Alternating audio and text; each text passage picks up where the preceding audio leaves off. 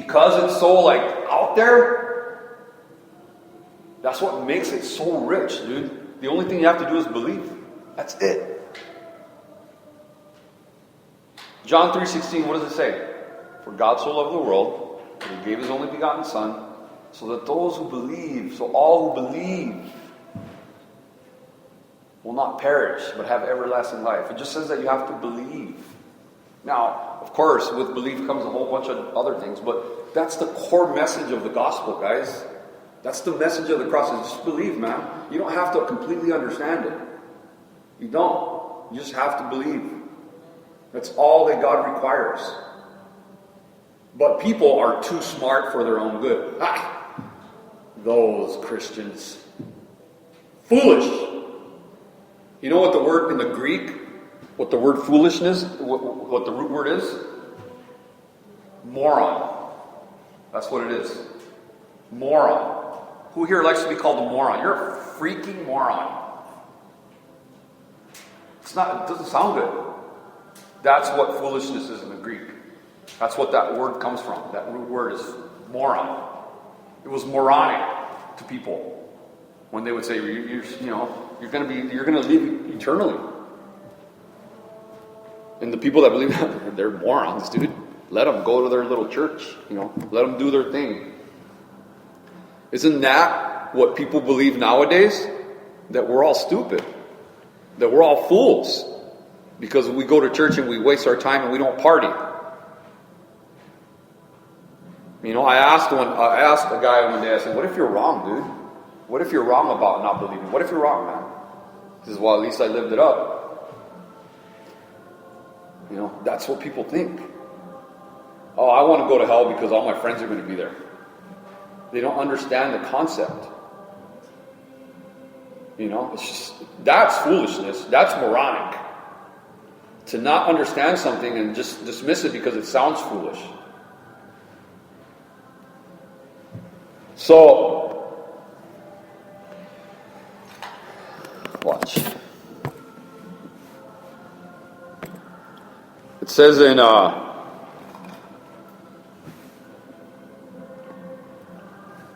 don't usually like to associate a verse when I talk to you about other verses. I try to look for verses that are elsewhere in the scripture. But listen to this, it's in 1 Corinthians in chapter 2. But the natural man does not receive the things of the Spirit of God, for they are foolishness to him. Nor can he know them because they are spiritually discerned. Guys, remember, it's a spiritual battle. You guys think that, it's all fun and games, and it's a spiritual battle. Getting saved, living for Christ, doing the Christian thing is a spiritual battle. There's always going to be things that are going to try to pull you away from the things of God. Whether that be friends, family, drugs, alcohol, pornography, girlfriend, boyfriend, anything. Anything that pulls you away from God is not a good thing. It's a spiritual issue, guys. This is what we're doing here, what we come and talk about and all that. It's all about spirituality. Okay?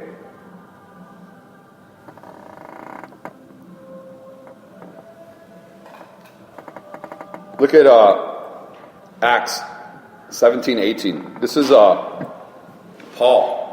Okay? He says he also had a debate with some of the Epicurean and Stoic philosophers. When he told them about Jesus and his resurrection, they said, what's this babbler trying to say with these strange ideas he's picked up? Others said he seems to be preaching about some foreign gods.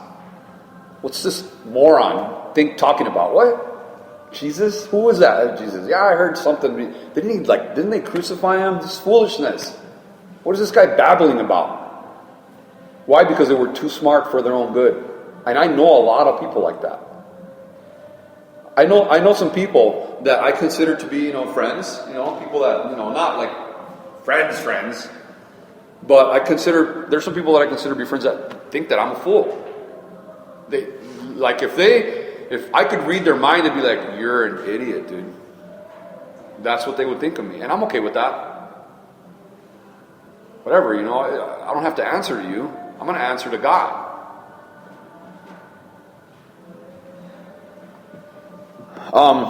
Look at what Paul says here in the book of Romans. For I am not ashamed of this good news about Christ. It's the power of God at work, saving everyone who believes.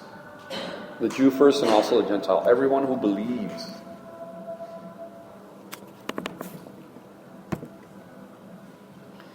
What God is doing here through Paul is he's comparing human wisdom to godly wisdom. God's wisdom. Okay? Who here agrees that we've come a long way from 50 years ago? Right? We've come a long way, dude. There is, man, you're carrying a computer that used to be this big. 50 years ago, there wasn't even a Macintosh. Now I'm carrying a computer in my pocket. It's a camera. I could look at anything in the world right here. I could look up anything, and thanks to Uncle Google, we can find out about anything. Danny was talking to me about Laura. Oh, she's starting to feel this, and I'm like, did you Google it? And he's like, yeah, I gotta be. I'm like, I was gonna say, be really careful with that stuff, man, because people put, it's like, who here has heard your tío or your tía, especially your tías, like. I know that's going to be a girl because the stomach is pointing. It's going to be. Oh yeah, because does she feel that? Yeah, it's going to be a boy. It's for sure. Oh, I went to the doctor and he told me, I was, 4 weeks. 4 weeks. That's not 4 weeks. You're about 3 weeks. I know. I work with a partera. Seriously.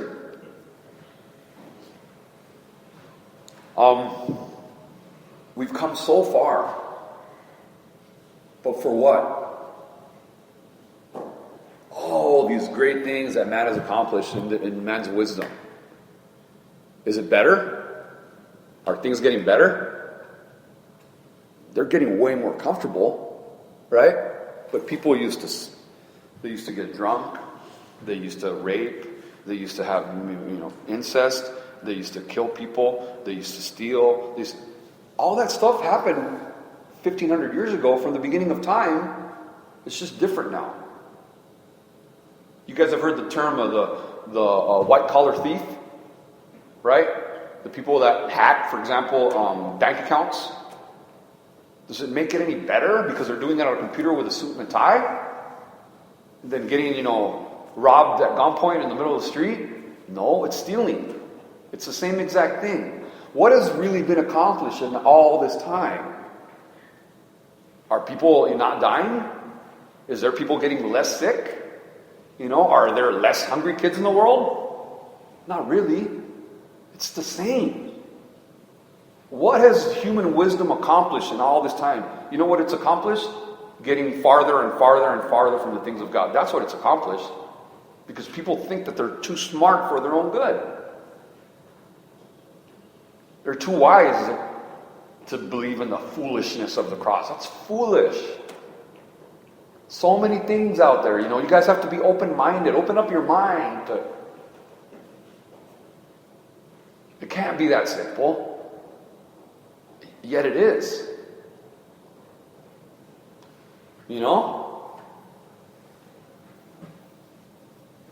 Look at what it says in verse 19. For it is written, I will destroy the wisdom of the wise and bring to nothing the understanding of the prudent. Here, he's referring to the Old Testament, specifically the book of Isaiah. Okay, 500-700 years before it applies to the Corinthians. 2,000 years later, it applies to us. I will destroy the wisdom of the wise and bring to nothing the understanding of the prudent. And then look at what he says right here. Where's the wise? Where's the scribe? Where's the disputer of this age?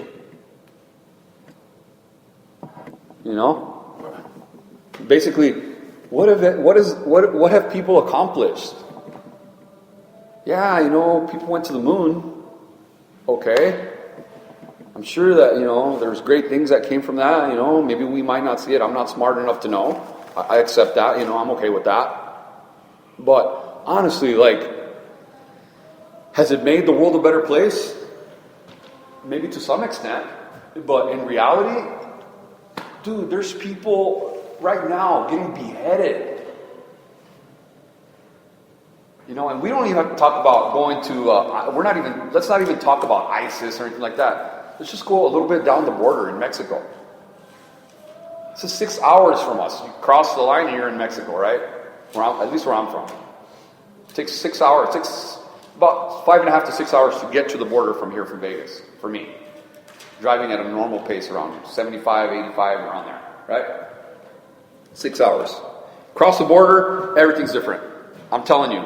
Yeah, there's, the majority of the people that live in the city that's right on the border, Calexico, it's mostly Hispanics, right?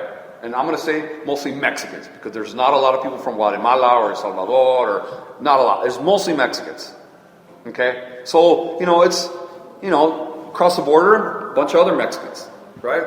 It's Mexico. But you cross, and man, everything's different. The smells, the sights, the sounds, everything's different. The way the streets are set up, the way that people drive, it's so different. Okay? So different. You go a little bit farther down, and there's factions of drug dealers and whatnot fighting. There's videos on the internet where they're like, oh, you're from that group? Oh, yeah, well, guess what? Wham! And they just chop their head off right there. They start hacking them to death. Women, kids, it doesn't matter. I was just watching a documentary on the Autodefensas. I don't know if you guys ever heard of those guys. People that just went up and they're like, we're sick of these sicarios, of these people that come in and they steal everything from us, these drug lords. We're sick of it, so people started arming themselves. In Mexico, it's illegal to own a gun. Okay, it's not like in the United States. Started arming themselves and fighting against the drug lords. And yeah, they started clearing towns, started getting people, you see them chasing people around and stuff. And you see, a little bit of what's going on. But in the end, those same people that were the Autodefensas, in the end, they were in the beginning of the documentary, there was some people making crystal meth. At the middle of the night, kind of like in the forest or whatever. In El Bosque. And at the end of the documentary, it's the people, the Autodefensas, were the ones making the crystal meth. They're like, it's never going to end. It's just going to change hands, that's it. There's people getting killed in the same exact fashion that they were 1,500 years ago, 2,000 years ago, 2,500 years ago. Nothing's really changed, guys. This world is kind of at a standstill as far as that goes. We're just as bad. Sinners today are just as bad as sinners from back in the day. We're no better. We live more comfortably, yeah. We have shoes and clothes. We drive cars, and we have nice couches, and we can watch TV and stuff. Maybe those people didn't have that back then. So yeah, we live more comfortably, but we're just as bad. There's no difference. That's what the wisdom of the world has done, is just made us more comfortable in our sin. Think about it, man. It's crazy. Ay, ay. Look at the rest of verse 20. Has God not made foolish the wisdom of this world?